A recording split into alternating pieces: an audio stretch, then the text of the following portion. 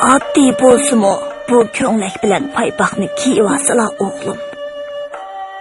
Leşkeri yürüşte köpince aydaladı yetip kopuşqa toğri kelidi. Yağmurı yeşin, soğuqı daldı bolsa əcəb emas. Buzrukvarımның himmetiga köp rahmat. Dedi Seyit Ali alıp minnetdarlıqını bildirib. Qiyin anısı bilan xo'shishib chiqqan Seyit Ali alıp, anısı bilan ati-atigan xo'shishni ko'ngliga pukib, o'z qasriga qarab mangdi. Yo'l bo'yi marhum Sultan Uvays xonni eslab, qalbi ig'ir hasratga to'ldi. U Sultan Uvays xonni texchi unutolmagan edi. Har qitim marhum xonni esiga olsa, Xonish Davlat Sultan Malikining cho'ng xonzodini elib Turkistonga ketganidan to'limi afsuslanadi.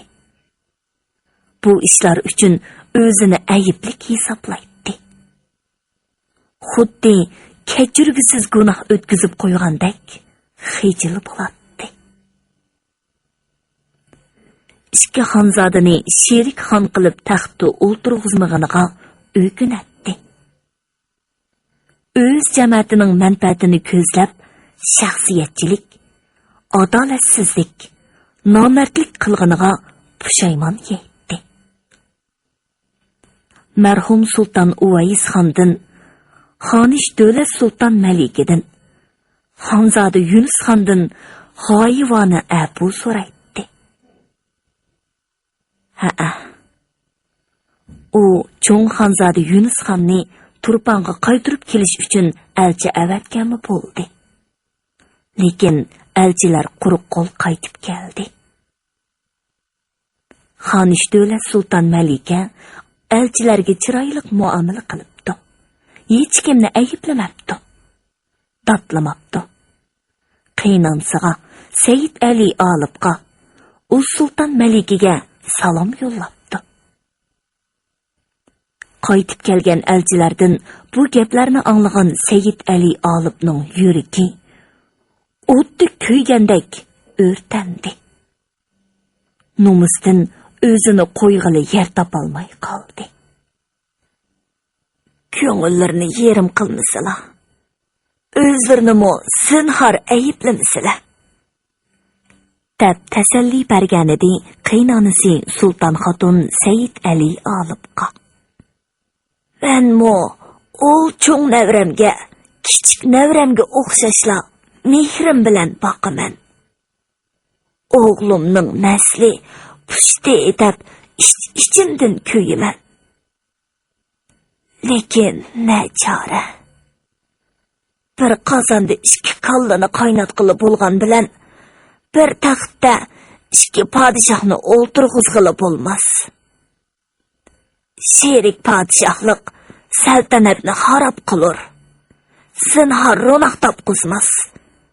El yurtga ham osoyishlik bermas. Bir ishni vujudga chiqarish, muvaffaqiyatga yuzlanishda tirishchanlik ko'rsatish bilan billa to'liq g'ayratga kelish, duch kelgan to'salg'ilardan ikkilanmay o'tish lozim. Mana bular fidokorlik maydonida qilingan shundoq bir baygiki, faqat jasorat kamrini beliga mahkam bog'lay olganlarla bu baygini oxirgacha davomlashtira oladi va utuq qozona oladi. Ko'ngilchaklik saltanat ahli uchun nuqsondir. Ko'ngillarni ozoda tutsalar, yaratgan egam taqdir peshonasiga putgan bo'lsa, Navram Xonzoda Yunus xonga biror elning saltanati nisb bo'lib qolur. Qiyin onsi bilan har qitim ham suhbatda bo'lganda, Seyit Ali olib boshqacha kuch g'ayratga, aql farosatga to'ladi. Shunga saltanatning har qanday ishlarini yo'shirmaydi. Maslahatiga salatdi. Xonish Davlat Sulton Maliki bilan Xonzoda Yunusxon hozir qandoqroq turayotgandi? Elchilarga silsipoy muomala qilgan bilan mendan qattiq ranjidi. Bo'libmi, Xonish meni hargiz kechirmaydi. Turkistonda dastlab uchrashgan oshu kunlar qandoq go'zal chog'lar edi, ha? Taqdir degan ajoyib bo'ladi ekan. O'ylamagan qismatlar yuz beradi ekan. Odam bilib bilmay irodasiga xilof ishlarni qilishga majbur bo'ladi ekan. Taysiz xiyollar qaynimiga asir bo'lgan Sayyid Ali olib, qasrning oldiga qandoq kelib qolganini bilmay qoldi. Otni nökarlariga berib, ichkirki saroyga qarab mangdi. Harmag'ayla, salomat keldingmi hazratim? Sayyid Ali olib xiyoldan bosh ko'tardi. Oldida tavazu bilan qo'l bog'lab turgan juvonga, texi bir oy burun nikohiga olgan kichik og'chisiga mehri bilan qaradi. Qomati tol chiviqni eslatadigan. Xumarliq ko'zlar atrofidagi qosh kirpiklari to'kilib turadigan gul yuzlik bu juvon haqiqatan parizotdek go'zal edi. Uning visoliga yetgan bu bir oydan beri Sayyid Ali olib o'zini qaytadan 20 yoshlik yigit holatiga qaytib qolgandek sezatdi. Shu topda kichik og'chisini ko'rish bilan tomirlardagi yigitlik qonlari qaynashga boshlagan edi. Lekin o'zini darhol tutib olib, hayotinini so'riga bosdi. Sarayning to'ridagi cho'ng og'chisi Uz Sulton xonimning hujrasiga hurmat bilan nazar tashladi. Cho'ng og'cha hujrasidimi? So'radi Sayyid Ali olib. O'zlarini saqlayotdi hazratim. Beshini egib turib adab bilan javob berdi kichik og'cha. Sayyid Ali olib to'rdagi hujraga qarab mangdi. Harmag'ayla, dedi Uz Sulton xonim Sayyid Ali olibni ko'rib xush tabassum bilan o'rnidan turib. Sayyid Ali olib kotsupidagi qo'shlab selingan ko'rpada o'ltirdi. Hazratimning usuliga tavo bormikin? Usimidim. G'izani kichik og'achining hujrasida raslab qo'ygan. Sayyid Ali olib cho'ng og'chisiga mehri bilan qaradi. G'izoni mashaga akirib bergay. O'zda bilan billa g'izolang'imba.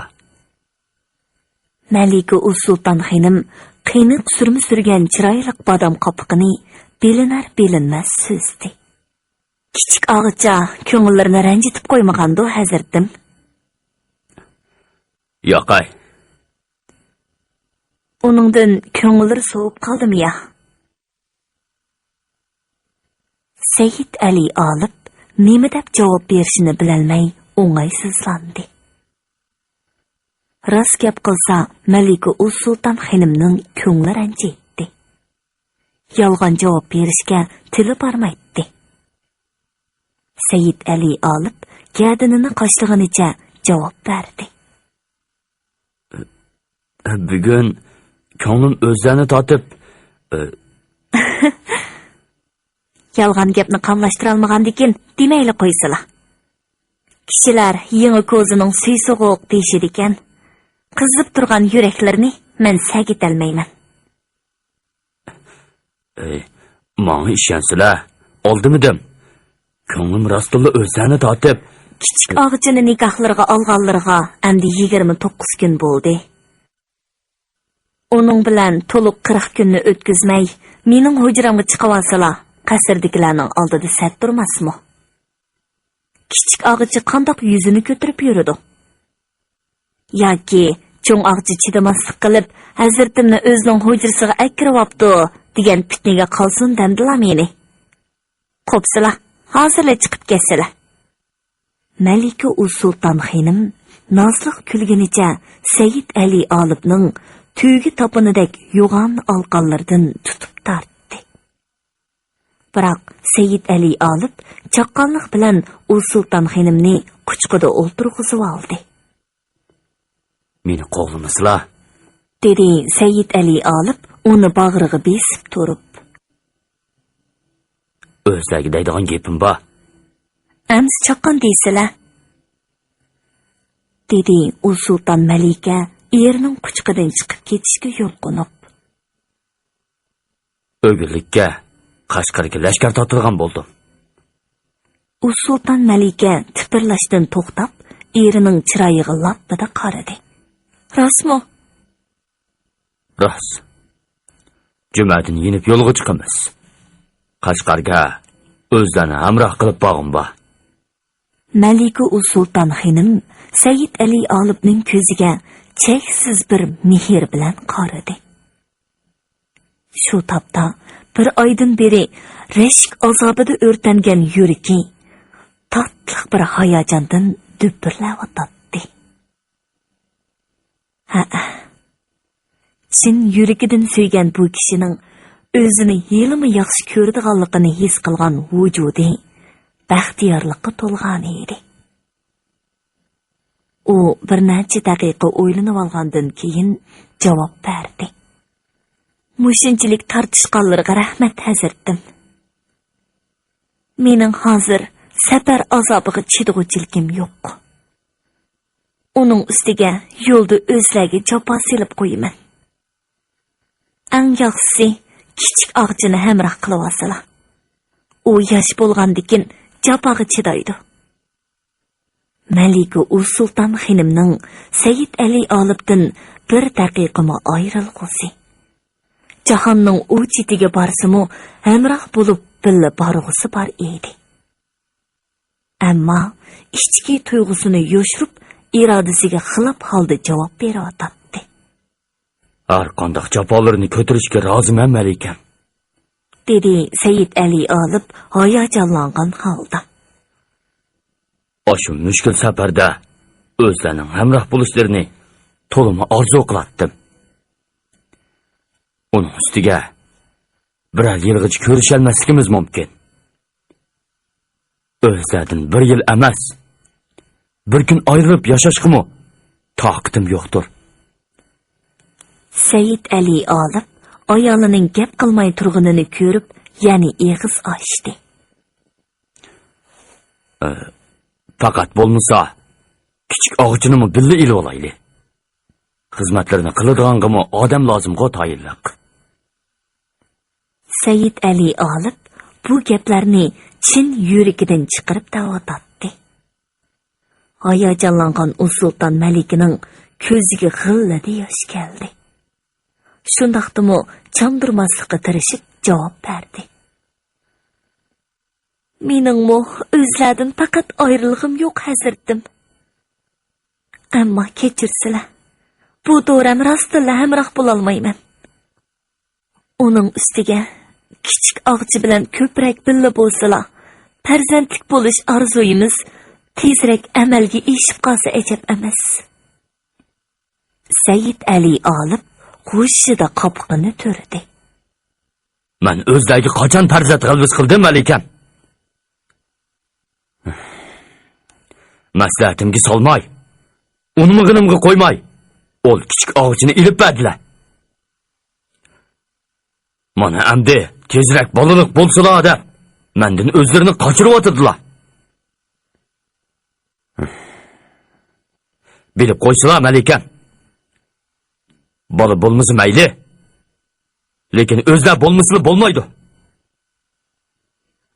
Sulton Malika buquldab yig'layotdi. Uning bu yig'isida Said Ali Olibning o'zgarmas, chin muhabbatiga bo'lgan xushalliqimi. To'y qilib, ta mushi kamgacha qo'rsoq ko'tirmaganligi uchun yuragini azoblab kelgan hasrat, nadomatmi bor edi. 14-15 yildan beri faqatli qo'rsoq ko'tarmagan Malika Ul Sulton xonim oxir Sayyid Ali Olibga kichik xotin elib berib, bolalik bo'lishni ko'ngliga pukkan. Sayyid Ali Olibning qarshilig'iga parvo qilmay, nurg'un qizlar orasidan shu qizni tanlab nikohlab qo'ygan edi. U sulton Malikaning yig'lig'ini ko'rib, Sayyid Ali Olib tamtirab qoldi. Ey, astag'firullah. Yig'limisizlar Malikam? Ey, o'zlar yig'lisizlar. Yuragim tilinib ketdi ekan. Amsi ketimga ma'qul bo'lsalar. Amisi o'zlami bugun meni hujurlardan qo'g'limag'aylar. Dedi Sayyid Ali Olib. Qattiq hayajonlangan Malika Ul Sulton xonim Sayyid Ali Olibning bo'yniga mahkam gira soldi. Turkiston. Amir Shayx Nuriddin tanqisliqda qolgan edi. U kuyovli marhum Sulton Uvaysxon Qashqarni qaytirib olish bahonasida Andijonga lashkar tortib kelganida uningga har tarafdan hamdam bo'lib, Mirzo Ulug' Begning tahlikasidan to'liq qutulib ketishni xiyol qilgan edi. O'ylamagan yerdan Sulton Uvaysxon qazo qilib, uning bu xiyoli ko'pikka aylandi. Ko'pikka aylandila emas, qaytadan g'amda, vahimada qoldi. Uningga Mirzo Ulug' Begga itoat qilishdan bosh tortqili xeyli yillar bo'lgan. Bu mezgilda u Samarqand taxtgoyiga avatishga tegishlik ulponlarni faqatla avatmagan edi. Nima sababdandir Mirzo Ulug' Beg uni ulpon topshirishga oldiratmagan. Hatto uning niyatini bilib beqish uchun alchuma avatmagan edi. Gerçi Amir Shayx Nuriddin bu ishdan toza xotirjam bo'lolmagan. Har zaman Mirzo Ulug' Beg saltanatidan ehtiyot qilib turgan bo'lsa-mu, qo'shni al Mo'g'uliston sultoni bilan qaynota kuy o'g'illik munosabatga ishinib, o'ziga tasalli berib, ko'nglini ovundirib kelgan edi. G'am qilgan ish oxiri yuz berdi. Mirzo Ulug' Beg sarkardisi Sotuxonni bir tuman kishilik xillangan lashkar bilan Turkistonga avatdi. Yelimi yaxshi kuy o'g'li Sulton Uvaysxon ham qiynotisiga bo'lishish, ham Mirzo Ulug' Begdan Qashqarni qaytirib olish muddasida lashkar tortib kelib Sotuxonning oldini to'sib, qiynotisini urushning baloyi ofatidan vaqtli qutqizib qolgan edi.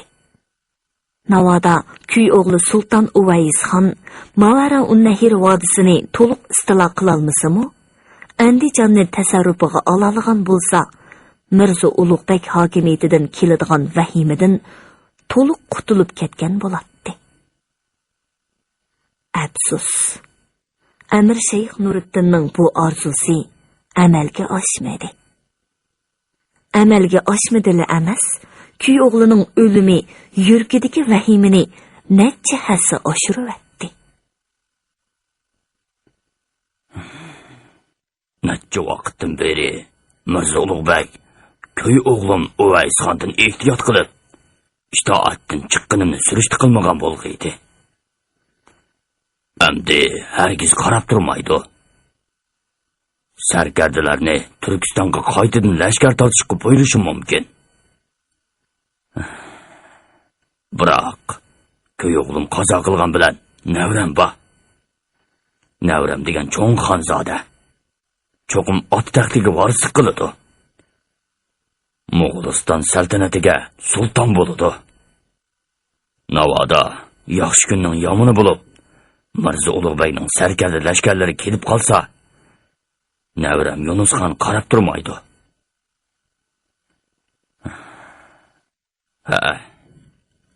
Qizim Davlat Sulton Malika uningga darhol sarkarda lashkar avatib, Bovangni yovning tahlikasidan qutuldur deydi. Shundoq. Amir Shayx Nuriddinning qalbidagi umid shami butunlay o'chmagan edi. Navrisi Yunusxon uning qalbidagi oshu umid shamini ojiz pilildatib turardi. Qizi Davlat Sulton Malikining qarab turmaydiganligiga, o'ziga hamdamda bo'ladiganligiga ishonardi. Ha, qalbining bir yerlarida kichikina Turkiston elining emas, navrisi taxtda o'ltirgan buyuk Mo'g'uliston saltanatining mu xaqoni bo'lish ham xiyoli bor edi. Chunki navrisining o'ziga itoat qilishini, o'zini buyuk xaqon deb e'tirof qilishini orzu qiladi. Kutmaganda inisi Erazon Barin bilan sarkardisi Mirak Turkmanning qizi Davlat Sulton Xonish bilan navrisi Yunus xonni elib Turkistonga qaytib kelishi uning bu shirin tushini butunlay barbod qilyapti. U Turpan taxtgoyidagi amirlarning cho'ng xonzodini qayirib qo'yib, kichik xonzodini taxt vorisi qilib taxtda o'ltirg'izishini xiyoliga keltirmagan edi. Ol Mo'g'uliston amirlarining bu qilg'ini yo'lsizlik, saltanat yo'siniga xilof. Dedi g'azbini besib olmagan Amir Shayx Nuriddin chiqchangshib. Nadimi cho'ngni qayirib qo'yib, kichkina taxtda o'ltirg'izadigan ish bor ekan. Gerçi endili 13 yaşdan aşkan bolsumu, oq qorini o'ptali farq etib qolgan Xonzoda Yunusxon Turpandagi amirlarning o'zining o'rniga inisini otasining taxtiga o'ltirg'izganligining sababini har holda yomon emas bilib qolgan edi. Shu topda u onasining hasratini, buvisining g'azbini tushunadi. Mening taxtda o'ltirgan sulton bo'lg'im yo'q, dedi u chiroyini purishtirib. Ochig'ini kimdan elishni bilolmagan Amir Shayx Nuriddin navrisining oldiga devaylab keldi. Nemishqa sulton bo'lg'ilari yo'q xonzodam. Berib qo'ysilar. Sizlar degan Mo'g'uliston sultonining cho'ng xonzodasi. Mo'g'uliston tasarrufi degan sizlarning qonunliq otimiras ziminlari. Ol Turpan taxtigoyida o'ltirish navbati sizlardan ossa, ondan boshqalarga mansub bo'lish kerak qoida bo'yicha. Xonzoda texi kichik, saltanat ishlarini tushunguchiligi yo'q ota. Uni bundaq ayiblamisilar? Hilimiz shuncha uzoq yo'lni besib herib ketdi. Dedi Davlat Sulton Xonish ko'ziga liq yosh elib. Sizlar aralashmasizlar, dedi Amir qizini silkib. Aslida xonning yana bir xonishidan xonzodasi borligini bilgandan keyin aqllarini jo'rib, ishning oldini olib, xonzodlar uchun valiahtlik yorliqini yozdirib olmoqlari kerak edi. O'zoyili Turkistonga kelganlarida bu ishni samilarga serib alohida topilganman. Xo'p bo'ldimi endi? Ota nasihatiga quloq solsangiz qandoq bo'ladi ekan? Ha? Davlat Sulton Xonish dadasiga javob yondirish uchun og'zini o'mallab to'xtab qoldi. O'g'li Yunusxonga bir necha daqiqa qarab turgandan keyin ikki qizini agashtirgunicha haramga onasining qishig'i chiqib ketdi. Onasining orqasidan agishib mongan Yunusxonga Amir Shayx Nuriddin koyidi. Seni qilib qolsalar xonzodam. Cho'pchong yigit turuqliq validalarning peshiga esilib yurishdan nomus qilsalar. Yunusxon parvo qilmay onasini saroyning ishki tuyigicha uzatib chiqdi. Ondan yenib kelib, buvisining o'diliga kelib to'xtadi. Xonish onamni ortiqcha aybladilar oliylari, dedi Yunusxon salmoqlik bilan Amirni buva deb atmay ko'zlariga qarab turib. O'zlar u kuni Turpan o'rdisida bo'lgan qurultoyni bilmaydilar. Xonish onam tikandek yolg'iz qoldi. u o'zining emas, mening hayotimni xavf qilishidan ansirab, ol amirlarning qarorini qabul qilishga majbur bo'ldi. Kimning oti taxtiga varislik qilg'usi yo'q deydilar. Ras. Ol taju taxit meningki. Men turib, boshqalarning o'ltirish salohiyati asla yo'q edi. Baya onamning ko'nglini oyg'anliqim. Yurak yarasini tatlab, dard ustiga dard qo'shmay deganligim uchun ashundaq deb qo'ydim. O'zlariga va'da beray. Alloh xolisa, otamning taxt saltanatini qo'limga olmay qo'ymayman. Navrisining so'zlari Amir Shayx Nuriddinga ozroq tasalli bo'ldi. Uni ortiqcha ayblab qo'yg'iniga pushaymon qildi. Nazarini topsida qo'l bog'lab turgan inisi bilan sargardasiga yo'tkaydi. Xo'sh, ikkilarining qo'llarida bir tuman otliq chavandoz turuqliq. Ol Mo'g'uliston amirlarining qaroriga xo'sh etib, hech qanday ish davratmaylar. Xonish bilan xonzodini ilib yenishlarining sababini bilib baqsam bo'lamdi. Biz bexastalik qilib to'q oliylari, dedi Irazon Barin.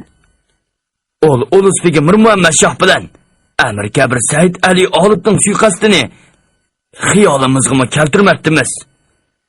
Cho'ng xonzodining oti taxtiga varislik qilishiga hech kim bir nima deyolmaydi deb to'limi yuza o'ylabdiq. Ularning suiqasdi oshkor bo'lganda ko'p tirishchilik ko'rsatgan bo'lsaqmi, yana amalsiz qoldik, dedi Mirak Turkman. Ol chaqda sarkarda lashkarlarimiz sirtda, biz o'rdada bo'lganligimiz, uning ustiga Xonish bilan xonzodining hayotidan voyim yeganligimiz uchun qarorlik qilishga petin olmadik. Behuda qirg'inchilikqa sabab bo'lib, Xonish bilan xonzodini balog'i tiqib qo'yib, sarkarda lashkarlarimizdan ayrilib qolganimizdan ko'ra, tinch aman Turkistonga qaytib kelib, oliylar bilan bamaslahat ish qilaylik dedik. O'rinliq sabab oldida Amir Shayx Nuriddin lamjim deyolmadi. Ish bu darajaga yetganda ularni ayblashning hojati qolmagan edi. Shundoq qilib, endi bu ishlarni bo'ldi qiladi ekanmiz-da,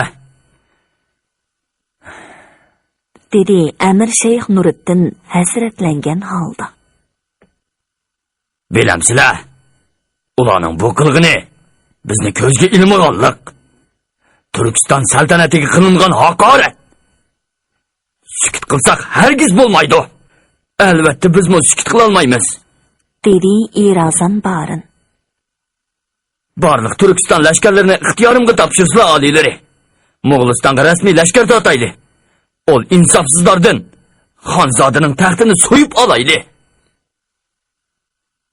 Amir Shayx Nuriddin yalt etib inisining ko'ziga qaradi. Shol topda, dedi Irazon Barin so'zini davomlashtirib. Turpan taxtigoyi bizdan butunlay xotirjamdir. Amir Kabir Said Ali Olibning asyodi Qashqarni qaytirib elishda. Bizning lashkar tortib berishimizni ular zinhor xiyoliga keltirmaydi. Lashkar tortib borsak, Turpan taxtigoyini qo'limizga ololmagan taqdirdimi, Mo'g'uliston tasarrufining yerimini bo'lsa-mu, xonzodiga tavakkul olishimizda gap yo'q, dedi Mirak Turkman lashkar tortishni qo'llab. Navoda bu muddaoyimizdan Mirzo Ulug'bek oliylarini xabarlantirsak, uzundan beri zimin davosi qilib kelgan raqiblarni ko'zdan yo'qotish uchun bo'lsa-mu, bizni qo'llashi, hatto Qashqarni saqlab yotgan sarkarda lashkarlarni biz bilan ko'maklashishga buyurishi mumkin. Mirzo Ulug'bekning ismini anglab, Amir Shayx Nuriddinning kallasiga pallida bir aql keldi. Ha, shu topda Mo'g'ulistonga lashkar tortib berib, nusrat qozonishga uning ishonchi yo'q edi. Mushi sabab bilan dushmanni ishga qilib olishni, qudratlik ishga xonlikning o'ttirisida qopsilib qilishni xohlamaydi. Navoda shundoq bo'lib qolsa, uning toji taxti yoki Mavara-un-Nahir hokimiyati tarafidan yoki Buyuk Mo'g'uliston hokimiyati tarafidan vayron qilinadi. Har ikki elga tang taqobil turishqa uning maqduri yetmaydi. Mirzo Ulug'bek uning Mo'g'ulistonga lashkar tortqanini bilib qolsa, darhol Turkistonga lashkar tortib qelishi mumkin edi.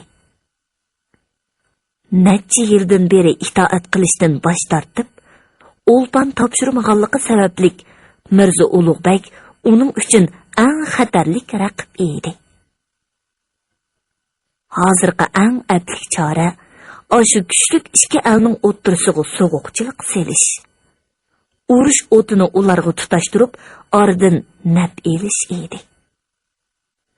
Chunki qaysi taraf g'alaba qilsa, Amir Shayx Nuriddin o'xshashli foyda oladi. Navoda Mirzo Ulug'bek g'alaba qilsa, istilosini uzoq muddat davomlashtirish uchun Mo'g'uliston taxtiga cho'qim Xonzoda Yunus xonni o'ltirg'izib qo'yadi.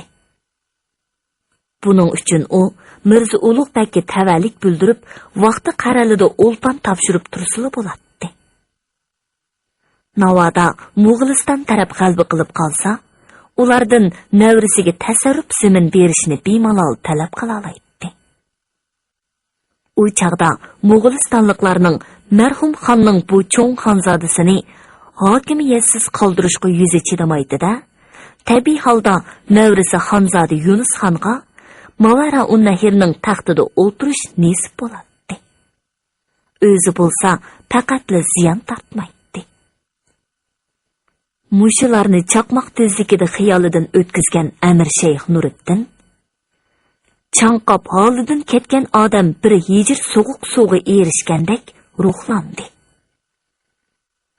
Ikki sarkardasiga o'ylaganlarini meg'izlik qilib tushundirdi. Rasululloh Mirzo Ulug'bekdan yordam talab qilamizmi, oliylari?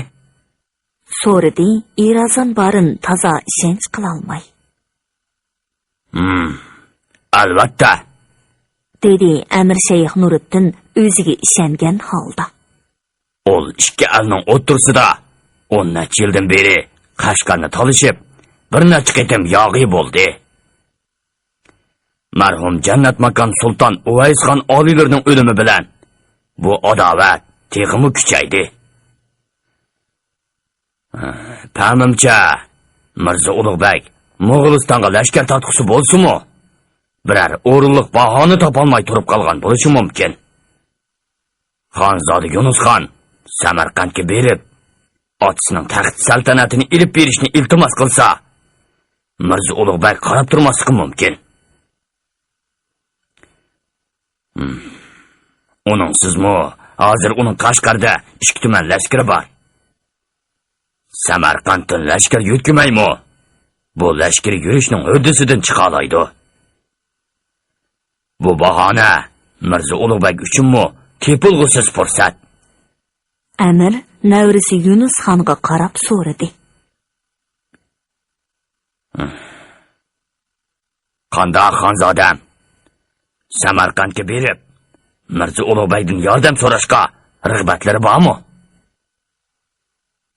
Bayatdan beri ularning mulohizalarini bir chetda jimjit o'ltirib anglagan Yunus xon o'ylanib turmayla javob berdi. Buningdan bo'lak yaxshiroq amalmi yo'qdek qiladi. Mayli, urinib ko'ray. Mirzo Ulug'bekning yordamiga erishib qolsam ajab emas. Xonzoda Yunus xonga og'izdan chiqarmay, hech kimga bilindirmay turgan bilan otasining toji taxtiga inisining varislik qilishi qattiq xor kelgan edi. Bo'libmi Turpandan Turkistonga kelgicha onasining unsiz yosh to'kishi, hasratlik tortishi uning sabiy yurkini pari-pari qilib etgan. Toji taxtni qaytirilish irodasini hassalab oshirgan edi. Onasining dardiga darmon bo'lolmaganligi, vatanidan, toji taxtidan nohaq ayrilishga majbur bo'lganligi, otasining eng ishonchli amirlarining yo'lsizligi, yuzsizligi g'ururiga qattiq tekkan edi. Gerçi yo'l bo'yi onasi bilan bu to'g'riliq paranglashmagan bo'lsa-mu, kunlarning birida Mo'g'ulistonga qaytib berib, toji taxtni qo'liga elishni ko'ngliga pukkan edi. Hurmatli radio anglag'uvchi do'stlar. Yozuvchi Yosinjon Sodiq Cho'g'lonning Bahodirnoma nomli 6 qismlik tarixiy romanining ikkinchi qismini bugun mushagicha anglatdik.